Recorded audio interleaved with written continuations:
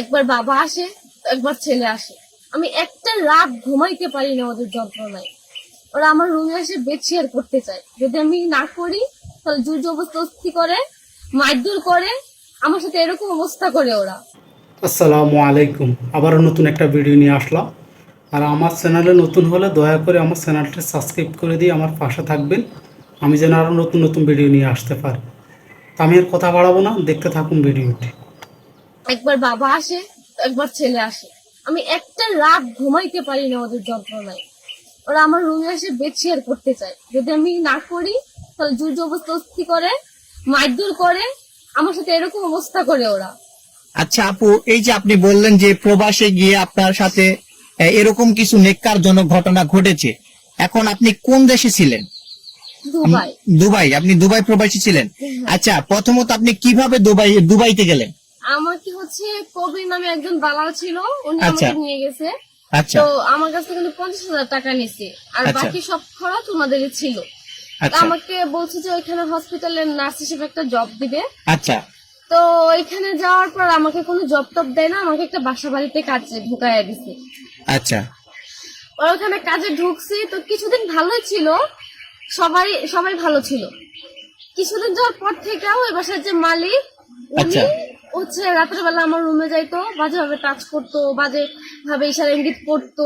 আচ্ছা, আপনার মালিকের যে কোনো ওয়াইফ ছিল না? ওয়াইফ ছিল, উনি জব করে তো বেশিরভাগ বাহিরেই থাকে। মানে ওনার ওয়াইফ জব করতো, বাইরে থাকতো, হ্যাঁ। সেই সুবাদে আপনার হচ্ছে রুমে ঢুকতো। হুম। আচ্ছা, ঢুকে আপনার সাথে অনৈতিক কার্যকলাপ করতে চাইতো, তাই তো? হ্যাঁ, তো আমি না করলে আমাকে মারধর করতো। আচ্ছা, তো এই বিষয়টা যখন তার ওয়াইফ যখন আসে, হ্যাঁ, তখন তার সাথে শেয়ার করেন নাই? আমি করতে পারি না, কারণ হচ্ছে ওইখানে তো আমি গেছি, এখন আমি চাইলে তো ওইখান থেকে আসতে পারবো না। যখন যদি বলতাম যে আমি এসব বলে দিব, তাহলে উনি আমাকে হুমকি দিত। আচ্ছা আচ্ছা, মেরে ফেলার হুমকি দিত? হ্যাঁ। আচ্ছা এমনি তো মারধর করে যাওয়ার বলতো, যদি তোর এই আপাকে এসব বলে দাস তাহলে কিন্তু তোর আর দাম থাকবো না, আরো অনেক কিছু বলতো। আচ্ছা, তো এই যে আপনি যেই করিম দালালের কথা বললেন, না কি যেন? হ্যাঁ হ্যাঁ। হ্যাঁ, করিম দালালের কথা বললেন, হ্যাঁ, এই দালালের সাথে আপনার প্রথম পরিচয় কিভাবে? ওর সাথে এমনি হচ্ছে এলাকার অনেক মানুষদেরকে নিছে, আমাদের এলাকার না, আশেপাশের এলাকারই। তো হচ্ছে আমি বলছিলাম যে আমি বিদেশে যাইতে চাই। তো হচ্ছে আমার আবার এলাকার কিছু জন এসে বলছিল যে অমুক নামে একটা লোক আছে, তো উনি হচ্ছে এরকম মেয়েদেরকে পাঠাইতো বিদেশে, তো উনি তুমি ওনার সাথে যোগাযোগ করতে পারো। তো ওরাই হচ্ছে ওই লোকের নাম্বার আমাকে দিছিল। পরে আমি কথা আচ্ছা, বলছি, কথা মানে বলতে আমরা জানি একটা যে মানুষ প্রবাসে গেলে অনেক টাকারই প্রয়োজন, সেই ক্ষেত্রে আপনার কাছে মাত্র 50,000 টাকা কেন নিল? এখন সেটা তো হচ্ছে আমি ভাবছিলাম, আমাকে বলছে যে আপনার এত টাকা দেওয়া লাগবে না, আপনি আপনার কি আমরা বিক্রি পাঠাবো, টিক্রি করে দিয়েছিল এরকম কিছু নাকি? এরকম কিছু। এখন তো আমি এত কিছু জানি না, আমার কাছ থেকে জাস্ট 50,000 টাকা নিতে বলছে যে আর কোনো টাকা দেওয়া লাগবে না, সব খরচ ওরাই বহন করবে। আচ্ছা, তো এখন এই যে আপনি দুবাইতে কত বছর ছিলেন? 2 বছর। 2 বছর।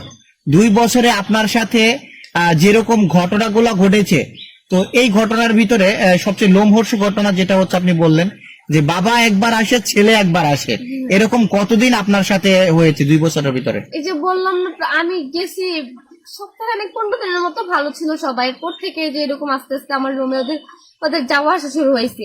তো ফার্স্টের দিক দিয়ে যেরকম হাত ধরতো, বাজে ইশারায় তাকাইতো, কেমন নজরে তাকাইতো। তো ফার্স্টে ফার্স্টে এত কিছু বলতো না। তো আরো কিছুদিন যাওয়ার পর থেকে ওরা এরকম আমার সাথে বেড শেয়ার করতো, ডিরেক্ট বলতো যে আমি তোর সাথে বেড শেয়ার করতে চাই, যদি না করতাম তাহলে এরকম মারধর করতো। 2 বছর যাবত আমি এত কষ্ট করছি, কারণ হচ্ছে আমি দেশে আসতে চাইতাম, আসার তো কোনো সুযোগ ছিল না, আমি কিভাবে আসবো দেশে?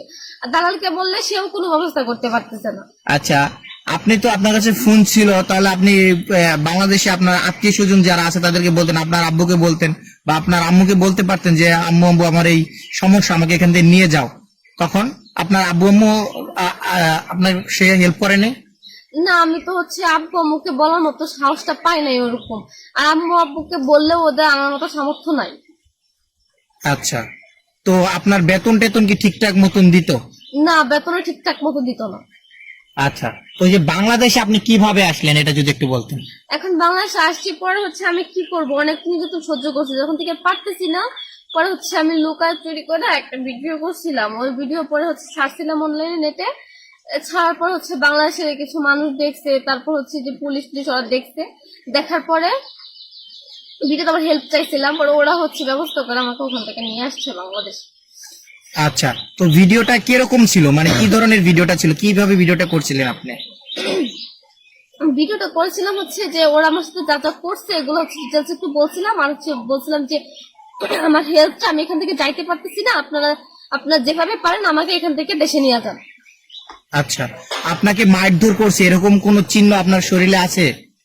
হ্যাঁ আচ্ছা, তো এই চিহ্ন নিয়ে আপনি এখনো বয়ে বেড়াচ্ছেন, তাই তো?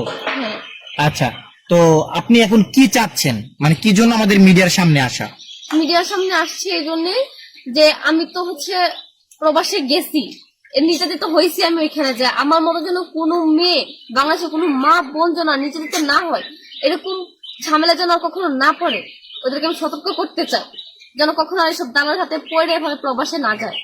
নিজের আত্মসম্মান না হারায়, তাই তো?